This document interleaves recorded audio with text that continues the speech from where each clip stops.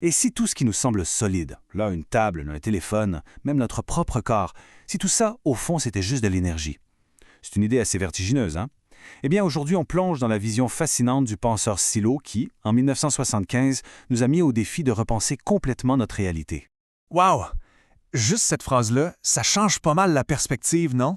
Prenez une seconde pour vraiment y penser. Ça voudrait dire que la matière, la solidité, ce serait une sorte d'illusion, qu'en réalité, tout ce qui nous entoure, ça vibre. C'est de l'énergie, tout simplement, mais sous différentes formes. Et c'est vraiment la base de toute la pensée qu'on va explorer ensemble. On commence avec la première grande idée, un univers d'énergie. En gros, l'idée, c'est qu'on ne vit pas dans un grand vide avec des objets qui flottent. Non, non. C'est plutôt comme si on baignait dans un vaste océan d'énergie. Alors, pour illustrer ça, imaginez qu'on est vraiment submergé en permanence dans cet océan. Les objets qui ont l'air si solides, ce sont juste des endroits où cette énergie est plus concentrée, plus dense, plus comprimée. Et la conséquence de ça, c'est que l'univers n'est pas du tout statique. Il est en création constante. La matière émerge sans arrêt de cette énergie de base.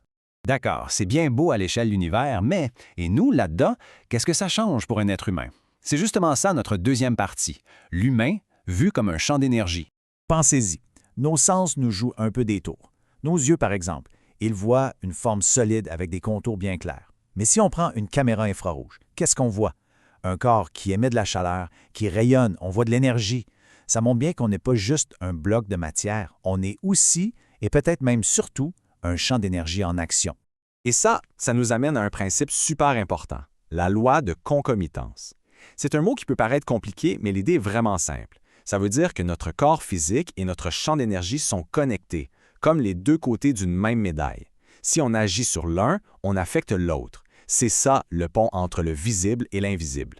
Et cette loi, elle explique bien pourquoi il existe en gros deux grandes façons de voir la guérison. D'un côté, on a la médecine classique, qui va travailler directement sur la matière, sur le corps. De l'autre, on a des approches, disons, alternatives, qui vont plutôt s'occuper du champ d'énergie qui nous entoure. L'idée derrière, c'est que si on rééquilibre l'énergie, le corps, lui, va suivre le mouvement. Bon, on entre maintenant dans le vif du sujet. Troisième partie, le problème de la division intérieure. Et ça, je pense que ça va parler à bien du monde. C'est ce sentiment d'être dispersé, contradictoire, d'être tiraillé dans toutes les directions en même temps.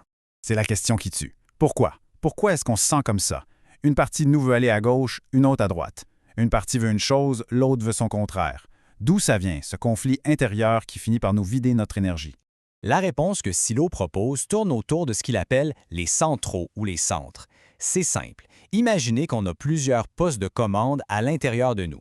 Il y en a un pour la tête, l'intellect, un autre pour le cœur et les émotions, un autre pour le corps, pour le mouvement, et chacun de ces centres gère une partie de notre énergie.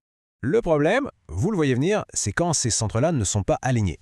Exemple tout simple, notre centre intellectuel se dit « bon, il faut que je travaille », mais notre centre émotionnel, lui, il est à plat, il veut juste se reposer. Résultat, ça tire de chaque côté, ça crée une contradiction et notre énergie, au lieu de se concentrer, se disperse.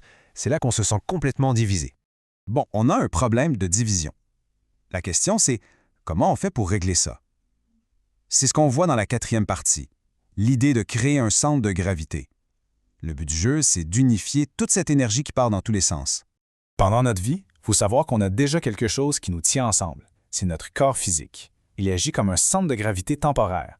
C'est lui qui fait que même si on est en plein conflit, notre énergie reste contenue et nous empêche de nous éparpiller complètement. Et c'est là que l'enjeu devient immense. Parce que selon Silo, il y a deux destins possibles pour notre énergie. Le premier, on ne fait rien de spécial. À notre mort, le corps se dissout et l'énergie, qui était juste tenue par le corps, se dissipe dans l'univers, point final. Le deuxième destin, on a réussi de notre vivant à créer un centre permanent. Dans ce cas-là, même quand le corps n'est plus là, l'énergie reste unifiée. Elle peut perdurer. Alors comment on fait pour créer ce fameux centre de gravité?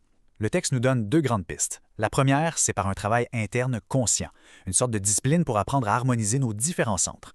La deuxième voie, peut-être plus directe, c'est par un grand amour interne. Dans les deux cas, le résultat est le même. On crée une unité à l'intérieur de soi et on met fin au conflit. OK, mais concrètement, ça ressemble à quoi ce travail? On arrive à notre cinquième et dernière partie, travailler avec la force. Silo propose une méthode pratique pour arriver à cette harmonie. L'analogie qu'il utilise, et qui est vraiment bonne, c'est celle de l'acupuncture. Pensez à un acupuncteur. Il va trouver les points où l'énergie est bloquée ou en surplus et avec ses aiguilles, il la fait recirculer. Eh bien, ce travail interne, c'est un peu la même chose. On identifie nos propres blocages et on applique des techniques pour faire circuler l'énergie à nouveau pour rétablir l'équilibre. C'est comme une acupuncture générale, mais sans les aiguilles. C'est important de clarifier l'intention ici. Le but premier, c'est pas nécessairement de guérir des maux physiques, même si ça peut arriver. C'est plutôt de faire une sorte de massage énergétique pour rééquilibrer nos forces internes, pour permettre à notre plein potentiel de se manifester avec plus de clarté et plus de puissance. Après toute cette théorie, on revient à l'essentiel. Ce qui compte vraiment, ce n'est pas ce qu'on peut en dire, ce ne sont pas les concepts. Le véritable indicateur, le vrai test, c'est ce qu'on peut expérimenter. C'est ce qu'on vit et ce qu'on ressent à l'intérieur de soi. Et ça nous laisse avec cette question pour terminer. Au-delà de toutes les théories du monde, qu'est-ce que notre propre expérience intérieure peut nous apprendre? Si on prenait vraiment le temps d'écouter ce qui se passe en dedans, c'est peut-être là que se trouvent les réponses qui comptent le plus. Merci d'avoir été à l'écoute.